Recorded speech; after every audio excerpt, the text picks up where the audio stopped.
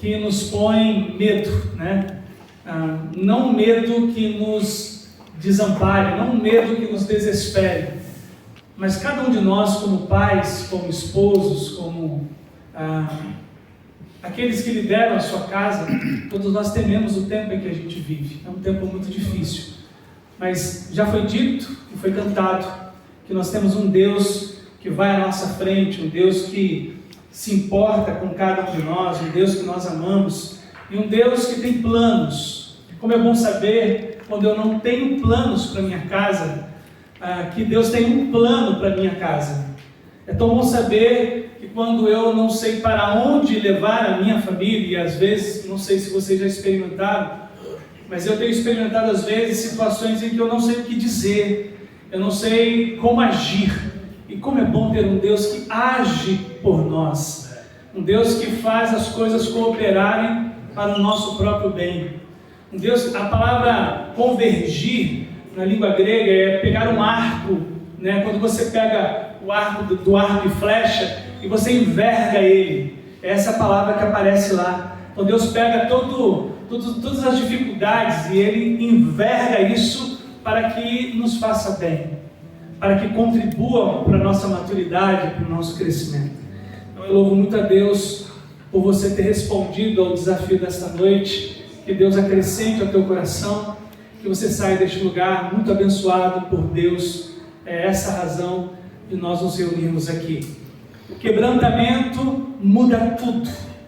Eu vou contar algumas histórias da Bíblia e você com certeza vai se identificar, mas é impressionante como as Escrituras Sagradas dão valor ao quebrantamento. Que sejamos homens quebrantáveis, que sejamos homens que, diante da disciplina bíblica, a gente se quebrante, se humilhe, se renda diante dele. Eu trago na minha memória um pai que se curvava diante de Deus apoiado sobre só uma perna, que é a perna que ele tinha, né? Meu pai perdeu um braço e uma perna com 24 anos de idade, um acidente de trem. Ele era manobrista e então o trem passou em cima dele, ele perdeu do mesmo lado um braço e uma perna. Eu cresci, eu nasci depois desse acidente, eu cresci vendo meu pai ajoelhado apenas sobre um joelho, rendido, chorando. Em determinado momento da minha casa, lá em casa era taco de madeira. Quantos aqui já moraram em casa com taco de madeira? Então você lembra daqueles pequenininhos que vão assim? E um dia minha irmã, a gente estava à mesa, a minha irmã mais velha, a Carmen Lígia, ela perguntou: pai, tem um lugarzinho ali perto da sua cama que é difícil pegar cera. Você lembra que a gente passava cera, dava um tempinho e vinha para a enceradeira, né? Eu passei muitas vezes enceradeira nesse quarto. Mas aí minha irmã perguntou assim: pai, tem um cantinho ali no seu quarto que eu passo cera, mas não pega. Aí meu pai disse: filha, ali é o meu canto do choro. Deve ter tanto sal das lágrimas que eu derramo ali, que realmente não pega cera. E eu guardei isso, eu devia ter uns 9, 10 anos de idade, e na minha mente, o exemplo que eu trago do meu pai é de um homem que não tinha dificuldade em se curvar. Ele era quebrantável, moldável, né? A gente sabe que Deus ele se apresenta na Bíblia como oleiro, então ele era moldável, não tinha dificuldade. Vocês sabem que na Bíblia se referem a Israel como um povo de dura cerviz. A ideia é a seguinte, que nós temos uma coluna cervical, cerviz, e o povo de Israel, obrigado Flavinho, e o povo de Israel tinha dificuldade em fazer isso, curvar. Então a coluna cervical era muito rígida, e Deus dizia: curvem-se diante da minha vontade. O povo ficava firme. Quantas vezes eu não me achei como Israel? Deus pedindo que eu me curvasse à vontade dele e eu me mantendo ali rebelde. Você já fez isso também? Já foi rebelde por um tempo? Já foi Israel? Dura cerviz. Povo que não se curva à minha vontade.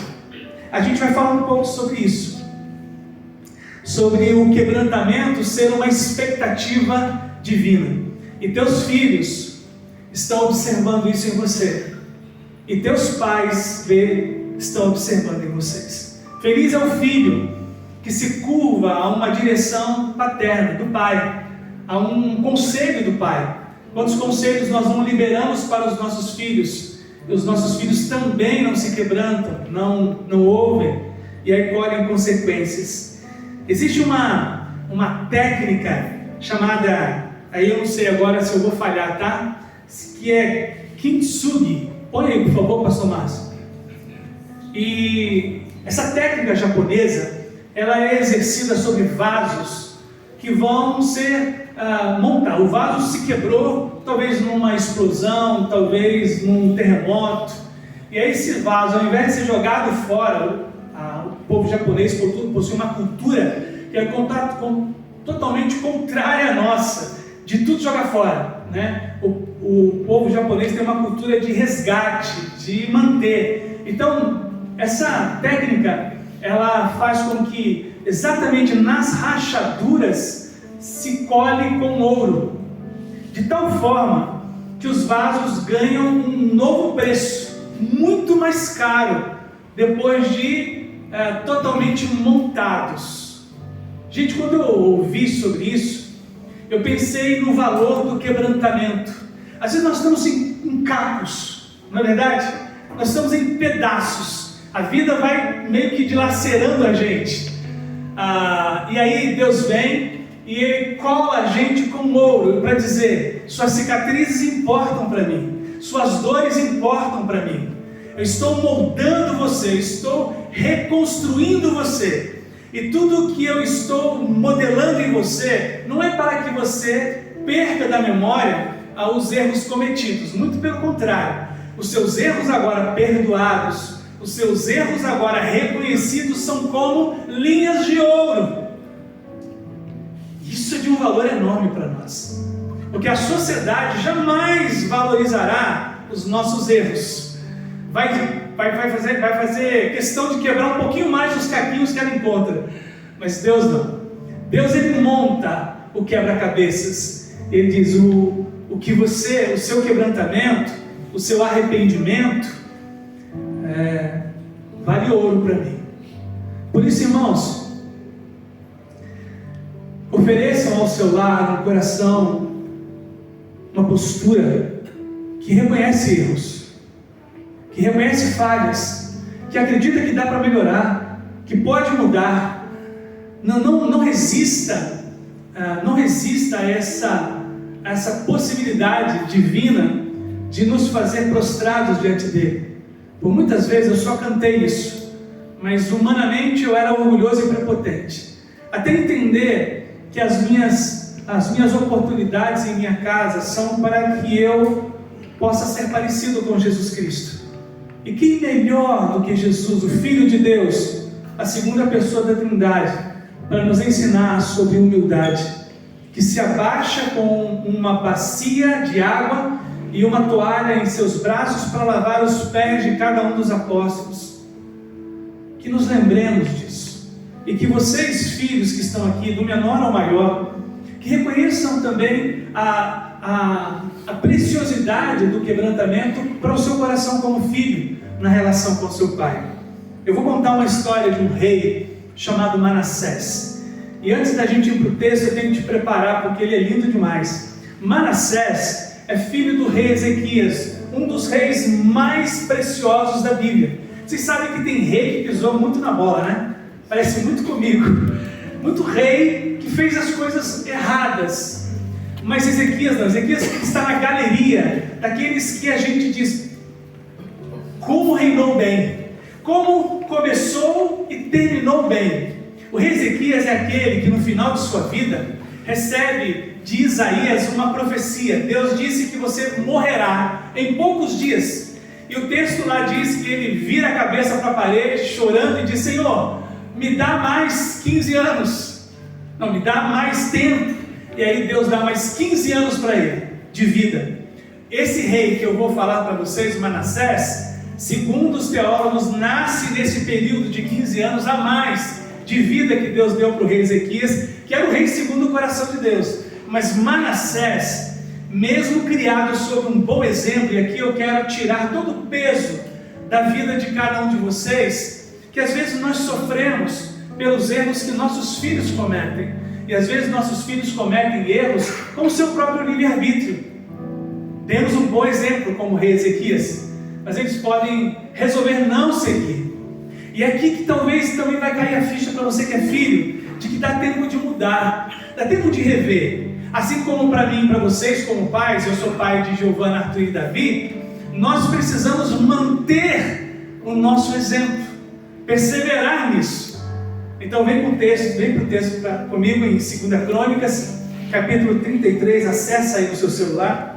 Eu vou ler os versículos e vou te contar um pouquinho da história de Manassés, filho de Ezequias. Manassés tinha 12 anos quando começou a reinar, e reinou em Jerusalém por 55 anos. Fez o que era mal aos olhos do Senhor e seguiu as práticas detestáveis das nações que o Senhor havia expulsado de diante dos israelitas. Reconstruiu os santuários idólatras que seu pai Ezequias havia destruído. Construiu altares para Baal e ergueu postes de Aserá, que são aqueles deuses pagãos que Elias enfrentou. Também se curvou diante de todos os astros dos céus e lhes prestou culto. Viu que a astrologia antiga, sabe essa coisa de Capricórnio, Touros, que às vezes a gente brinca? Então isso aqui é antigo. Se cultuavam os astros também naquela época. Esse rei, que teve um exemplo tão bonito de seu pai, fez exatamente o contrário. Versículo 4: construiu altares idólatras no templo do Senhor, sobre o qual o Senhor tinha dito: meu nome permanecerá em Jerusalém para sempre. Nos dois pátios do templo do Senhor, construiu altares para os astros do céu. Manassés também sacrificou seus filhos no fogo, no vale de Ben-Hinom. Praticou feitiçaria, adivinhação e magia, e consultou médiuns e praticantes do ocultismo. Fez muitas coisas perversas aos olhos do Senhor, e com isso provocou sua ira. Manassés chegou a fazer uma imagem esculpida e colocá-la no templo de Deus, sobre o qual Deus tinha dito a Davi e a seu filho Salomão: meu nome será honrado para sempre neste templo e em Jerusalém, a cidade que escolhi dentre todas as tribos de Israel. Versículo 8: se os israelitas tiverem o cuidado de obedecer aos meus mandamentos, todas as leis, estatutos e decretos que meu servo Moisés lhes deu, não os expulsarei dessa terra que dei a seus antepassados. Manassés, porém, levou o povo de Judá e de Jerusalém a fazer coisas piores do que as nações que o Senhor tinha destruído diante dos israelitas. O Senhor falou a Manassés e a seu povo, mas eles ignoraram os seus avisos. Por isso o Senhor enviou os comandantes dos exércitos assírios, e eles capturaram Manassés. Puseram um gancho em seu nariz, o prenderam com correntes de bronze e o levaram para a Babilônia. Em sua angústia, Manassés buscou o Senhor seu Deus e se quebrantou, se humilhou com sinceridade diante do Deus de seus antepassados. Quando ele orou, Deus ouviu sua súplica, atendeu a seu pedido e o trouxe de volta a Jerusalém e a seu reino. Então Manassés reconheceu que o Senhor é Deus. Depois disso, gente, Manassés reconstruiu o muro externo da cidade de Davi bem alto, desde o oeste da fronte de Gion, no vale de Cedron, até a porta do peixe e ao redor da colina de Ofel. Colocou comandantes militares em todas as cidades fortificadas de Judá. Manassés também removeu do templo do Senhor os deuses estrangeiros e o ídolo que havia colocado ali. Derrubou todos os altares que havia construído na colina do templo e todos os altares em Jerusalém e os jogou fora da cidade. Depois restaurou o altar do Senhor e apresentou sobre ele sacrifícios de paz e ofertas de gratidão. Também incentivou o povo de Judá a adorar o Senhor, o Deus de Israel. Eu podia ir até o final, mas eu vou até aqui.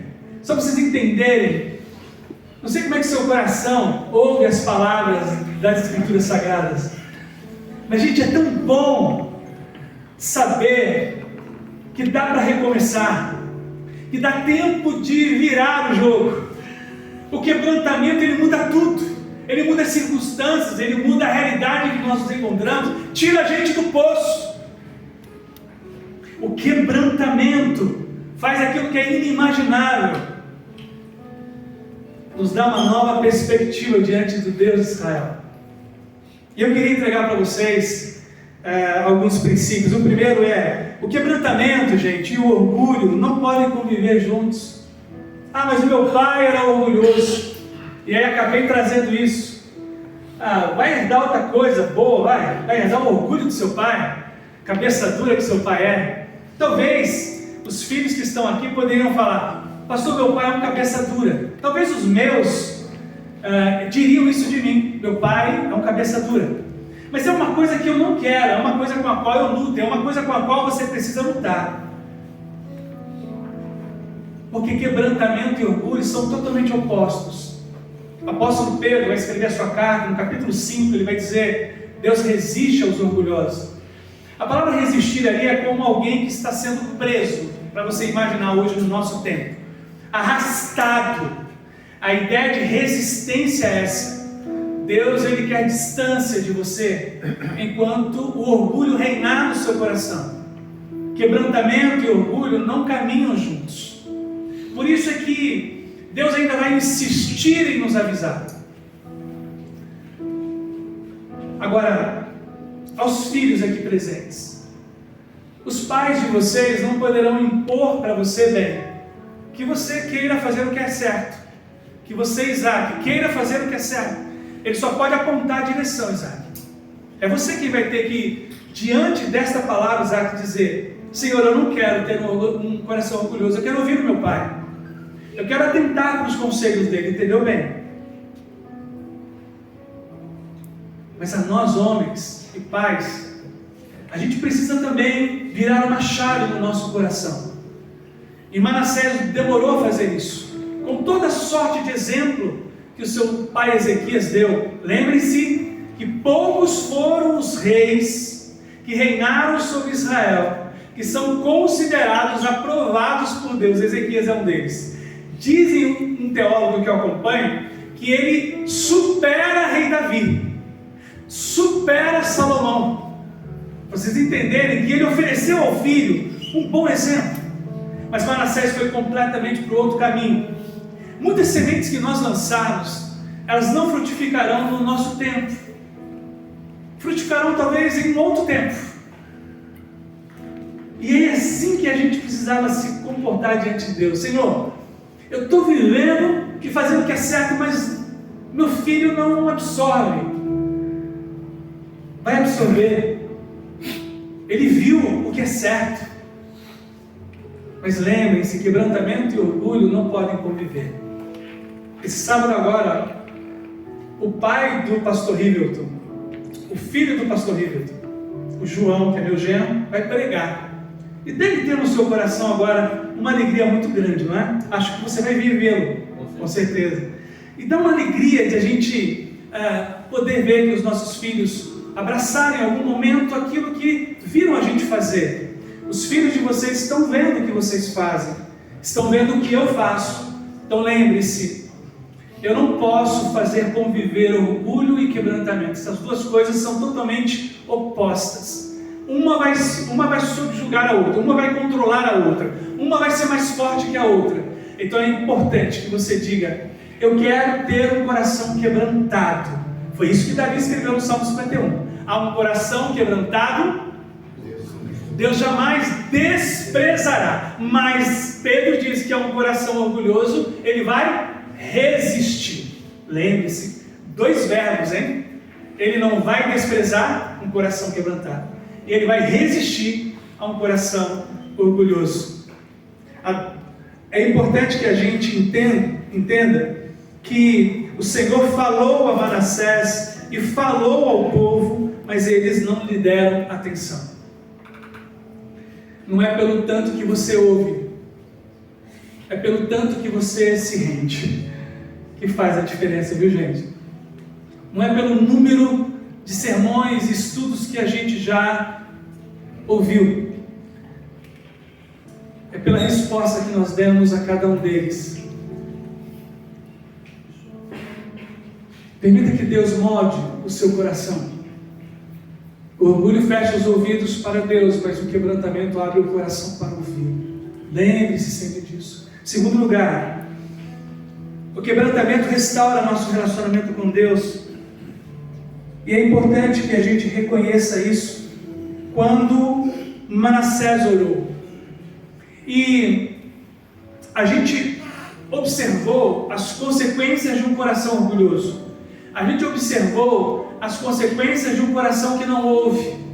Embora Deus seja insistente conosco em nos mostrar que os caminhos que nós estamos caminhando são caminhos de morte, nós insistimos, Deus ele vai nos permitir enfrentar as consequências.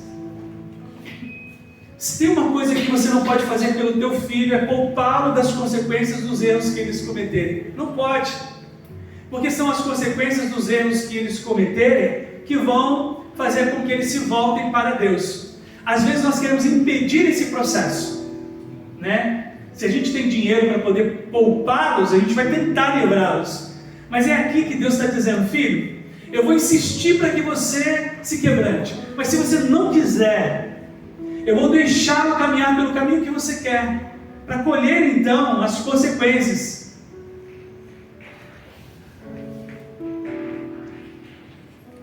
E Deus tem insistido, Deus tem falado de muitas maneiras, muitas vezes, a cada um de nós.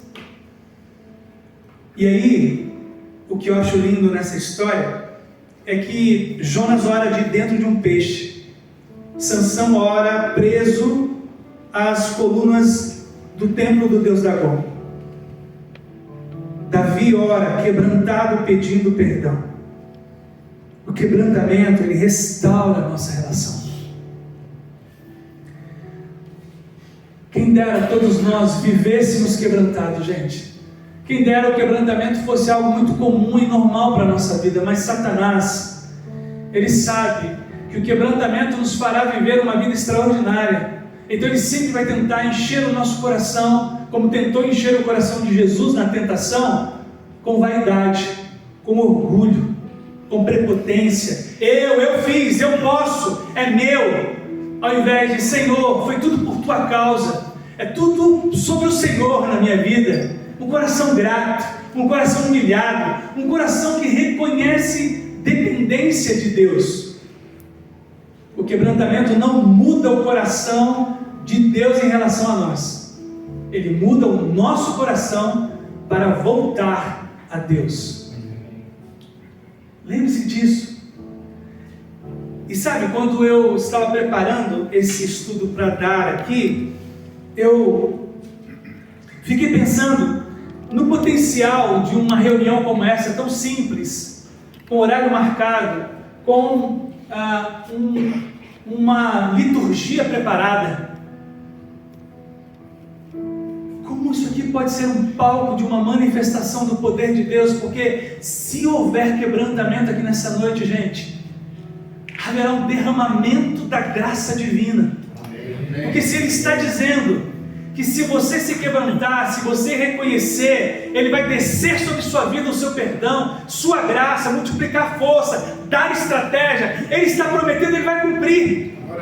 Basta que a gente ofereça as condições necessárias para que um grande avivamento aconteça. Ele orou. Vocês sabem das coisas que ele fez. Você sabe do currículo de Manassés. Você sabe o tanto de mal que ele prestou à nação que ele reinava. Quantos corações ele desencaminhou da presença do Senhor. Mas ele ora. E quando ele ora, o Senhor o ouve. O Senhor não demora para ouvir. O texto não diz que aí, passados alguns dias, não, ele ora e Deus responde. Há uma expectativa, gente. Deus está numa expectativa de que eu me quebrante. Ele diz: Marcos Davi, é agora que você vai se ajoelhar? Marcos Davi, é agora que você vai falar para mim que deu ruim, né? Que errou, que insistiu no caminho que eu te apontei que não devesse ir. Ele está na expectativa. Você acha que o pai da parábola do filho pródigo não orava? Ó Deus, que seja hoje o quebrantamento do meu filho. A gente não sabe por quanto tempo, mas eis que um dia cai, lá no texto diz de Lucas 15, e o filho caindo em si, e aí o filho volta, muda tudo. Quebrantamento muda tudo, gente. Restaura a relação. Deus ouve. Deus muda a realidade de Manassés. Como eu amo essa palavra. Um homem tão mau, agora de joelhos diante do Altíssimo. Ainda as argolas estão presas em seu nariz. Isso era uma humilhação babilônica. Era muito comum as pessoas serem presas, escravizadas, e colocava-se um gancho no nariz e se puxava. A pessoa era puxada pelo nariz, de humilhação. Ele ainda tem as argolas no seu nariz quando se ajoelha. E Deus diz: agora sim, filho, agora eu vou agir. Agora eu vou te mostrar do que eu sou capaz de fazer através de um coração quebrantado. E Deus muda a história de Manassés. Você quer que a sua história se mude também? Sua história como filho, sua história como pai? Então se quebrante. Se você é filho, se quebrante, para que Deus mude de forma geral e total a realidade da sua casa. O Deus que nunca desistiu dele, estava tão perto. A Bíblia diz que Deus está sempre muito perto da gente, mas estava tão perto, com todos os fatos ocorridos na vida de Manassés, que Deus só esperou um prostrar-se e um desejo de que houvesse perdão sobre sua vida. A maior surpresa da história de Manassés não é ele orar, é Deus responder tão rápido.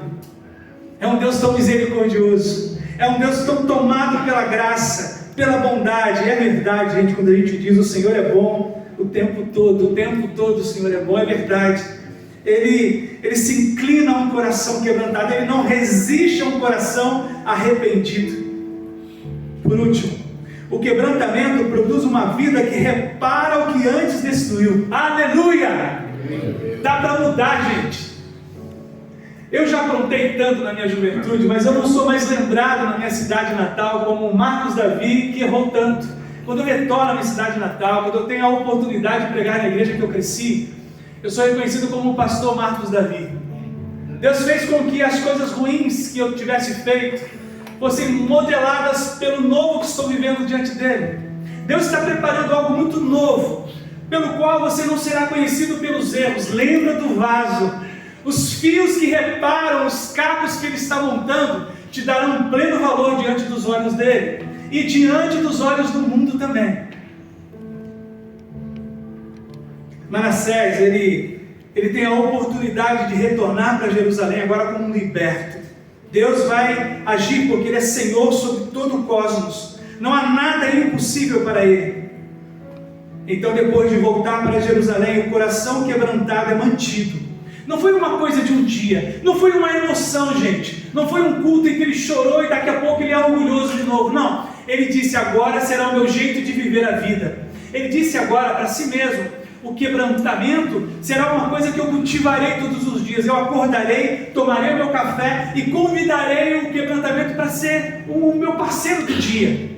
E é por causa disso, gente, porque muitos de nós foi quebrantado por um dia, foi quebrantado por algumas horas, foi quebrantado talvez por um mês, mas mudou, voltou ao orgulho.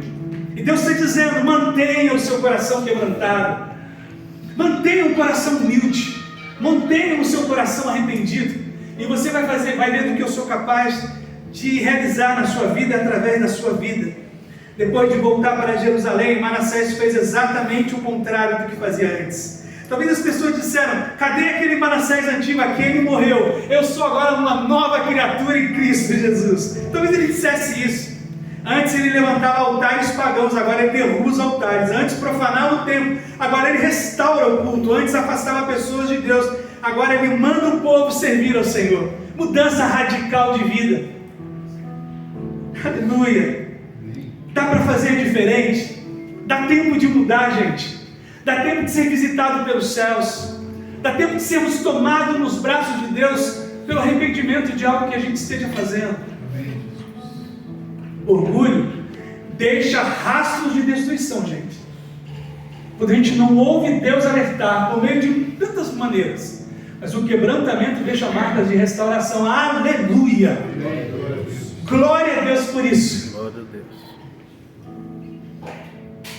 O pai bebia e causou um grande mal à família, mas agora o filho e o neto mudaram radicalmente toda a história. Mudou, Fábio. É outra descendência agora, está se levantando, Fábio. É isso, quebrantamento faz exatamente isso. Faz levantar uma nova geração. Manassés, ele é reconhecido como o rei que deu a guinada, que deu a volta por cima. Queria contar uma história e encerrar aqui meu tempo com vocês. Eu pedi uma canção, nem sei se vai dar certo. Ai, Anderson, dá certo a canção que eu pedi? Ok.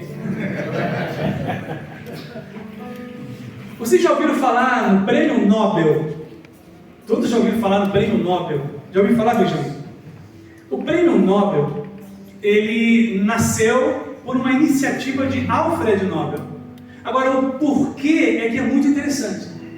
O Alfred Nobel, ele é o inventor da dinamite. E quando ele inventou a dinamite, ele achou que aquilo seria usado muito mais para a construção do que para a destruição de vidas. E ele entra em depressão, diz a biografia dele, quando ele percebe que a dinamite é usada para bombas, para tirar vidas nas guerras. E diz o texto que ele se deprime. Ele diz: vou ser lembrado assim a vida inteira. Vou ser lembrado como alguém que teve uma invenção que destrói vidas. Então ele teve uma ideia. Já sei o que eu vou fazer. Eu vou inventar um prêmio para pessoas que contribuíram para o bem de toda a humanidade. E hoje ele não é lembrado como alguém que inventou a dinamite que destrói vidas. Ele é muito mais lembrado como alguém que criou o Prêmio Nobel. Dá para mudar, gente. Dá para fazer diferente. Dá para construir uma nova história com a ajuda de Deus. Aí eu convido vocês para cantarmos. Eu olho para a cruz. Essa canção diz: quebrantado por seu amor. Vamos cantar essa canção para ele? Vamos ficar em pé? Aí depois eu devolvo a palavra à liderança para que ore por nós. Se pudermos nos ajoelhar, o filho abraçado ao pai, o pai com a mão na cabeça do filho, e a gente orar pedindo a manifestação dos céus aqui nessa noite sobre nós, para a glória de Deus. Abençoado, edificado, dá uma glória a Deus aí. Glória a Deus. Ao Senhor Jesus por ministrar o nosso coração. Obrigado, Senhor, por essa noite e por mais uma vez nos reunir aqui, Senhor, como amigos, irmãos, pais e filhos, Senhor. Ó Deus, em nome de Jesus, que o Senhor encontre entre nós corações quebrantados, ó Pai, não corações duros.